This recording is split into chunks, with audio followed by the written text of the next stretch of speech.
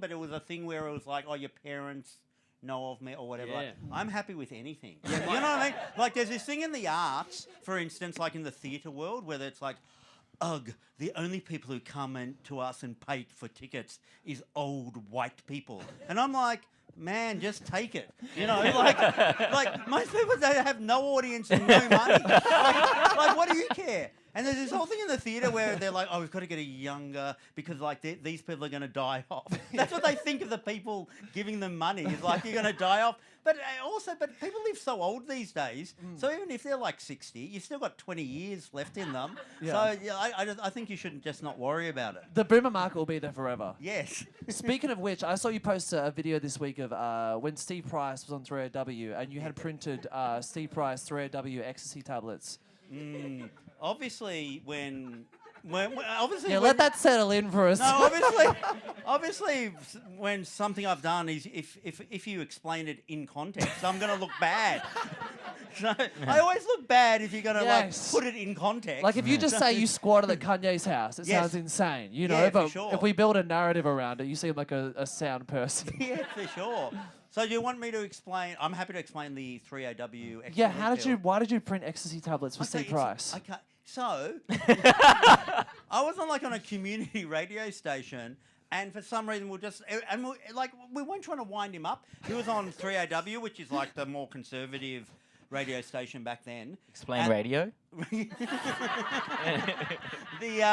And then so he was doing this. We're reading some story about how he was doing this ecstasy campaign against ecstasy and at the danger. You know, good on him or whatever. And I said in the most throwaway comment, like. And it's just his community radio. What the hell is he finding out what I'm saying on community radio? I said like some line where I go, oh, you know how they put like Mitsubishi logos on ecstasy tablets? Yeah, maybe someone should put the 3AW logo on it. And then that afternoon, he goes crazy on 3AW. His opening rant is against me. He goes, that idiot John Safran is telling ecstasy dealers to stamp the 3AW logo on their ecstasy tablets, right? So then I just thought, oh, let's actualize his fantasy that this has happened. So we got pressed up these sort of like out of paracetamol, these like 3AW fake ecstasy tablets. And then I got friends of mine to ring him up, like pretending to be just normal callers and kind of going, oh, yeah, Steve, I was at a party on Saturday. And someone gave me this ecstasy, and that's a 3AW logo on it. And he's going, oh, it's that someone's listened to John Safran.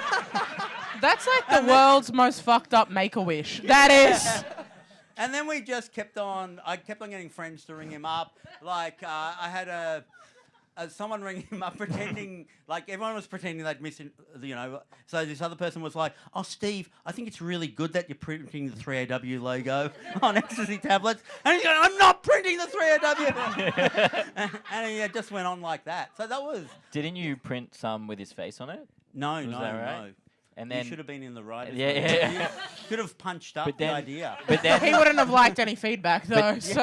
But then they went to, you got them delivered to the 3AW. Yes. In a guy in like rollerblades and spandex. Classic 90s kind of raver. This guy with pigtails on a razor scooter, and he had like furry little things on his tracksuit stuff. Yeah, and dropped it off at 3AW. Amazing. So yes. And thank you for that gig as well. I really appreciate it. So, but I've done a lot of growing up since then. And so, anyway, about squatting at Kanye's mansion. Well, weren't you on the project with Steve Price? Yes. Did that get... I don't watch the project, but did it get brought up or not? Nah, you know, like... I was kind of like I'm a bit of like a big mouth out of the range of people. And then I'd like, when I'm with him, I'm like, oh, hello, Steve. Something like that. So yeah, it's like I'm like the worst of all worlds, really, pranking him, but then being a weasel around him. Very, you know, not a pleasant person. Oh, yeah. Anyway, go on. What's your question? Before we talk about Kanye, my favorite John Safran event is the Club 161, which in the mid 2000s it was the most exclusive nightclub in Melbourne. Where it was kind of like the Bergenheim, right, where you'd go and they would say yes or no.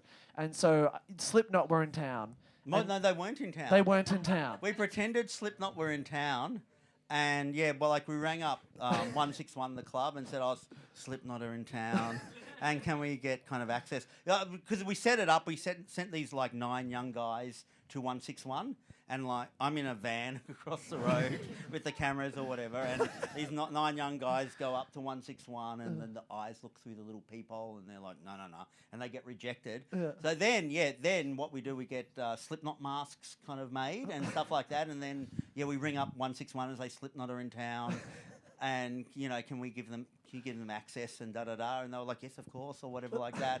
And then we had the same 9 guys, and they pull up in a limousine, and they're all wearing. If you don't know Slipknot, do you all know Slipknot? Do I have to explain Slipknot? Heavy metal band. They were like a metal band, and they all wore like evil clown masks and serial killer masks or whatever. So and the 9 of them come out of the limousine dressed up as Slipknot. And they get into 161. So it's very easy. You just have to hire a props department and a limousine. Why is no one taking these risks on Australian TV anymore? Like when I think of John Safran, I like you crucifying yourself. I think about getting into Slipknot. Yes, I think about now your recent Kanye West obsession. Why is no one doing that on Channel 10? It's not my fault. Well, I don't know. And there's too many people who like do nasty kind of, and so it's like it's brought the whole art into disrepute. Yes. If you know what I mean? Whilst I'm doing like the honourable thing, like getting nailed to a crucifix and stuff like that. Sniffing I don't know. underpants. No, I think you just go through trends. It's going to come back. I feel like I'll be redeemed, if you know what I mean. Like everyone will. Yeah. So let's talk about Kanye West, because I hadn't heard of you've been out of my loop for a bit, and then Yes. suddenly a Penguin book comes out saying that you squatted in Kanye West's mansion. So Yes. first off, what's your fixation with Kanye? I have no fixation with him. He started it. So he came out, I don't know whether it was like about 2 years ago or whatever, but he came out and he started like saying really kind of like, dicey things about Jewish people. Yes. Like, I remember. Dicey is not the word. dicey. By the way, if I was the lawyer in the Nuremberg trials, I'd be going, no, I win. He said to Mike, But Casey turned to me and she goes, "Is he Jewish?" Look, I was okay, like, wait. "Yes, yeah." In full transparency, I did a gig before this with a couple other comics like Greg Larson and Rove McManus, and I went into the green room and I was like, "Who knows anything about John Safran?" And 2 of them said that your last name was Saffron. Yeah. So like, but they did tell me a lot. I'm so sorry. I did not know but who you you know with the Rove thing, it's interesting you bring him up. were. Is this what a being menace- filmed? Because I have an interesting This fact is about what a menace Rove. I am. You can organically just say something like blah, blah, blah, blah, blah, and I can tell you this, which is the absolute truth. I Is that- had, I I, think had a that's fat, autism. I had a fatwa put on Rove McManus. Wait, a fatwa?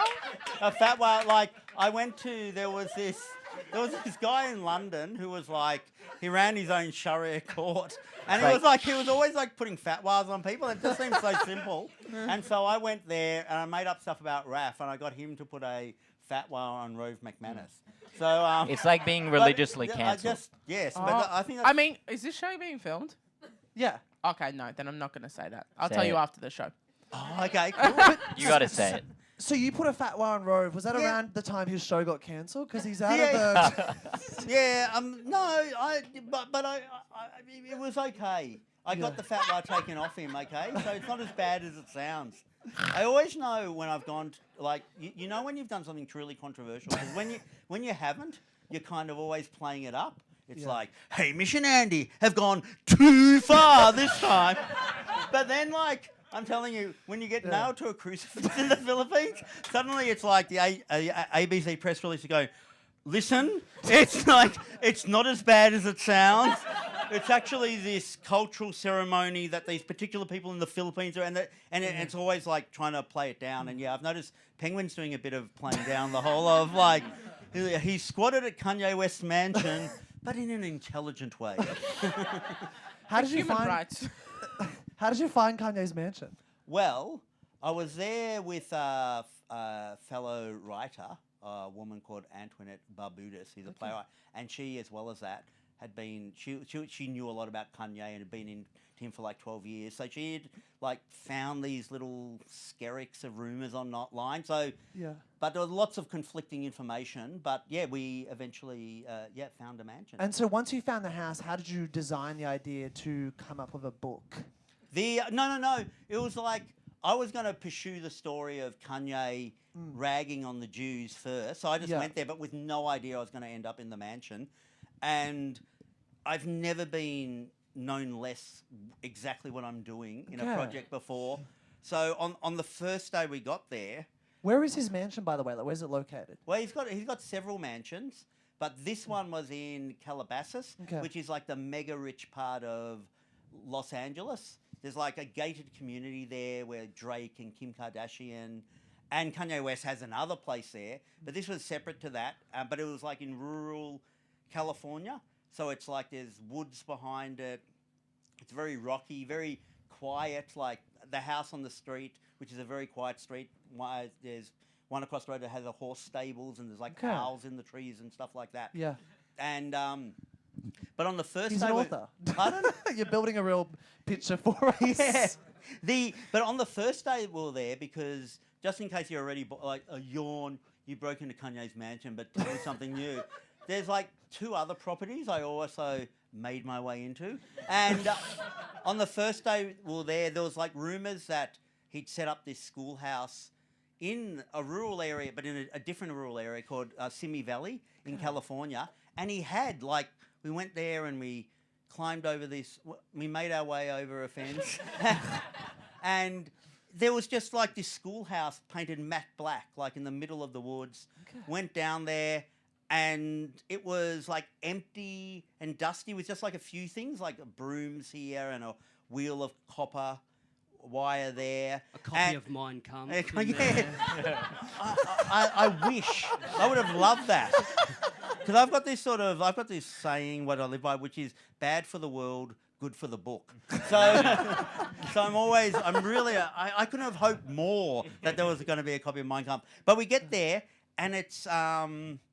it's kind of empty, and there was all these envelopes strewn on the floor, and they were unopened, and they were addressed to the Donda Academy, which is the name of his school, named after his mother, Donda West, and others directly addressed to Kanye West, and they were all unopened and presumably unpaid, like, utility bills. And so we knew this was Kanye's schoolhouse, and there was evidence that in some form he had been there, because there was finger paintings, like kids' finger paintings, like piled up in one of the rooms. This is getting creepy as fuck.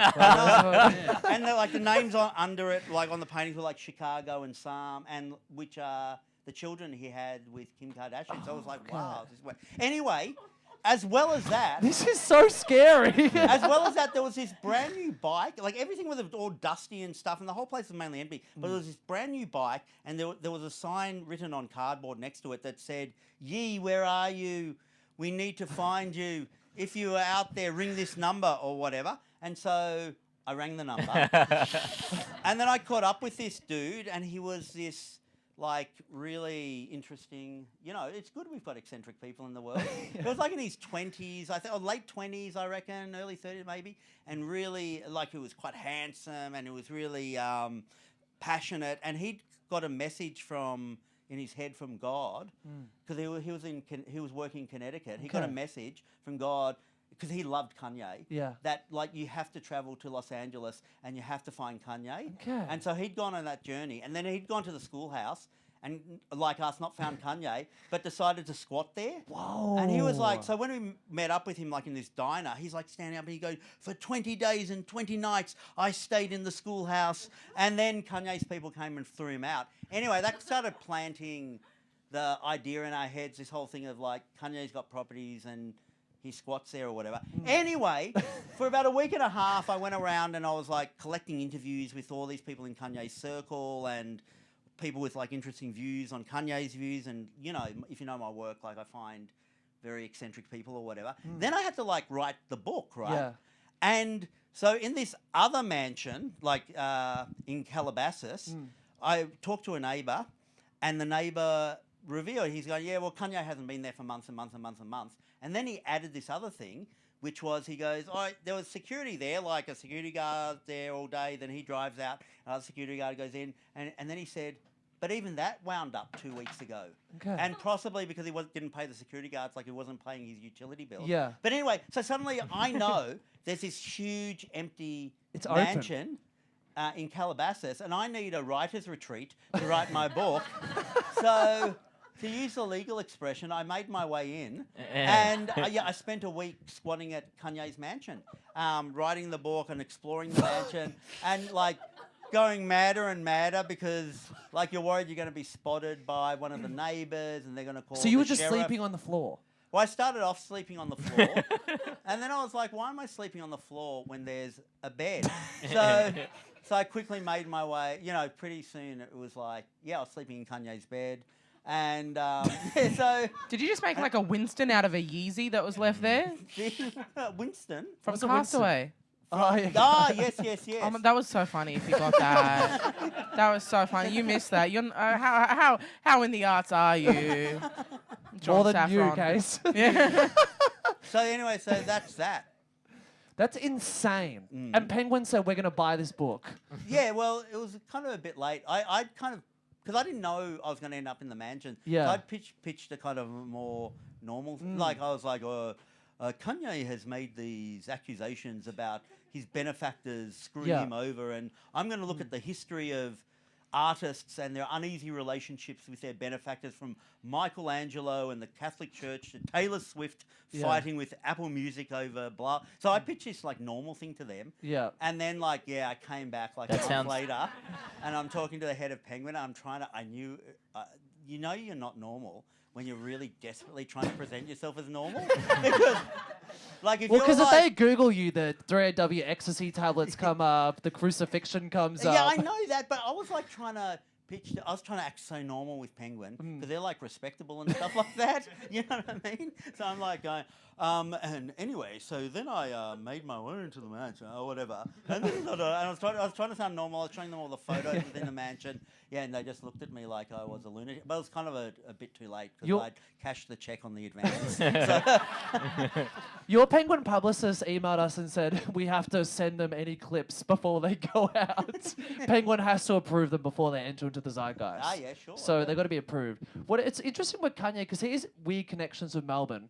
Like his girlfriend now, Bianca Sensori, she was at my degree at Melbourne Uni, and we knew each other. And then she worked for Ye Designs, and then she's Why now... couldn't you convert that into a hookup with me being able to interview her?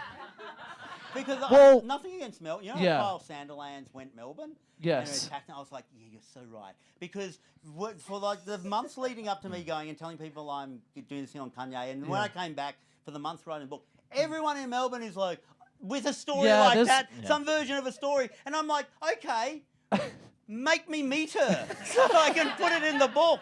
And out of the thousands of Melbournians, no one could actually convert that, my fish and chip owner knows the sister of Bianca Sensori. But I did meet her father. Okay, well, she follows me on Instagram, so maybe we'll post a photo tonight. We'll just directly DM her. Yeah, and also a new epilogue for the second impression. Yes. But when Ye was here in Melbourne, because Bianca is from Ivanhoe, there is a burger shop in Ivanhoe called the College Dropout Burgers.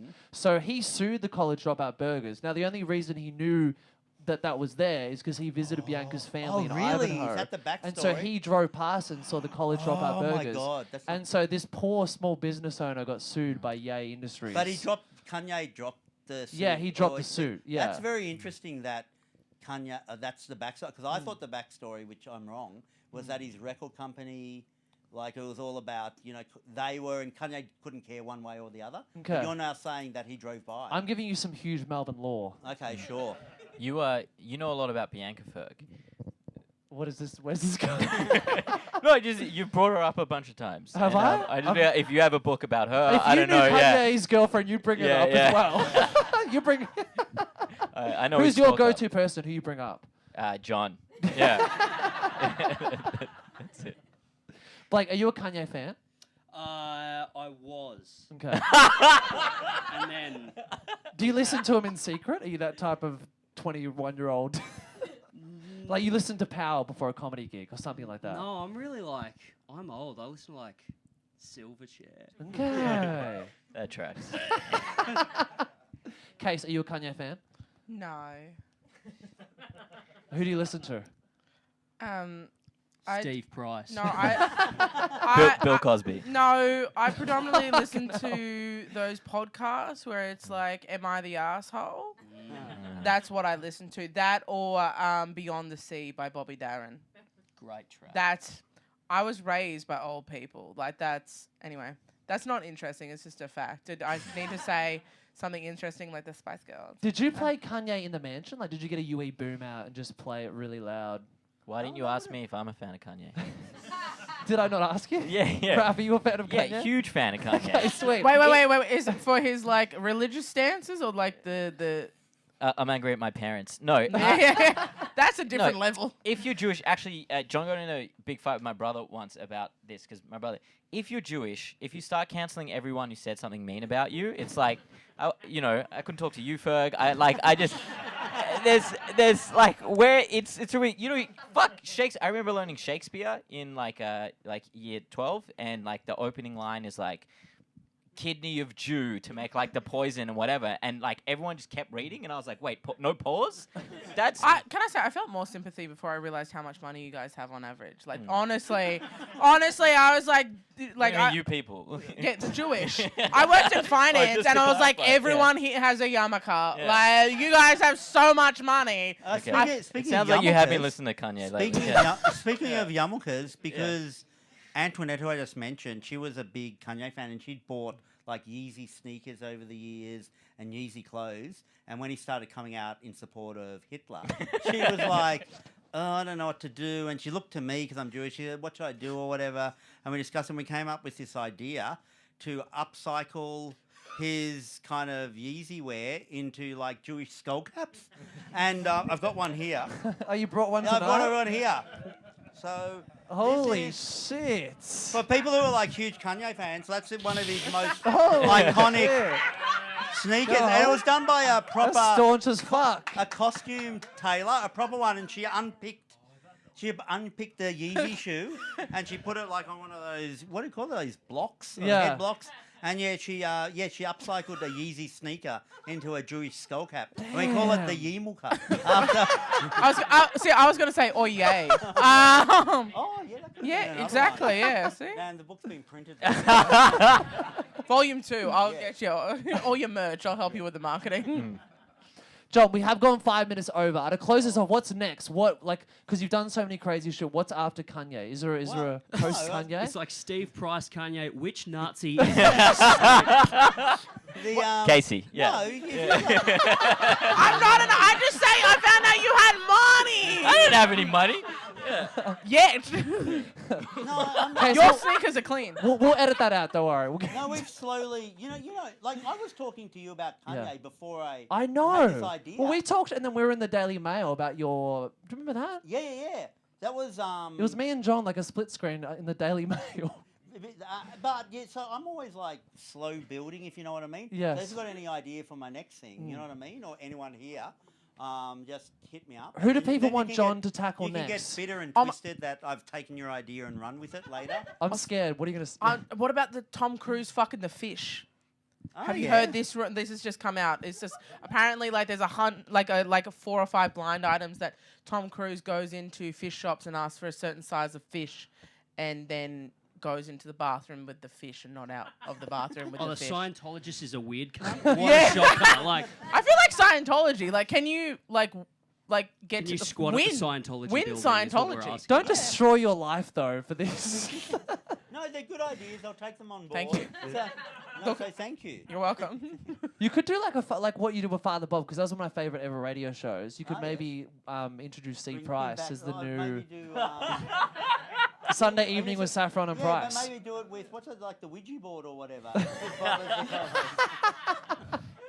John, thank you so much for coming No, on the show. thank you. I can't wait to read the book, and I can't Thank wait you. for everybody to get a copy of the book. Can we give it up for John Safran, everybody? Thank Give you. it up for Blake Pavey, everybody! Casey Gothard, Minaj, go backstage!